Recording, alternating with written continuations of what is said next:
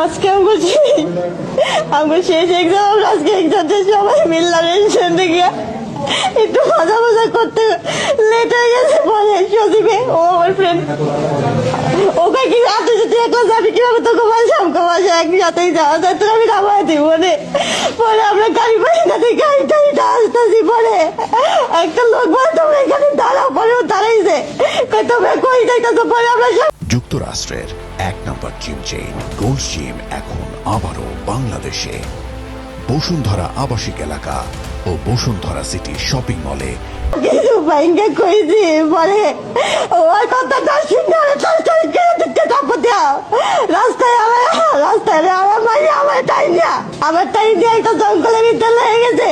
কতগুলো লোক দেখছিল, তাও কিছু বলে না। আমাদের কিসের সমাজ, এটা কিসের সমাজ বলে। দুইটা মহিলা দেখছে আমার নিতে, ওইখানে দিয়ে আমি খারাপ কাজ করছে, আমার মারছে, তাও দেখছে, তাও কিছু করলো না। মহিলা দুইটা কিসের মহিলা হইল? কমপক্ষে 10 জন হইব। আমার ফোন দিয়ে টাকা বাজাতে 10,000 টাকা। আমি বললাম যে আমার বাবা নাই, আমি কই টাকা আনবো। বলে কি তাহলে তোর বোন দিয়ে। আমি পরে ফোন দিয়া কই কেমন চাই দে। বলে তারা চাললো না, এত খারাপ কোর্স করতেছে, তাও লোক দেখছে, অনেক অফিসার ছিল, অফিসের লোকগুলা দেখছে, তাও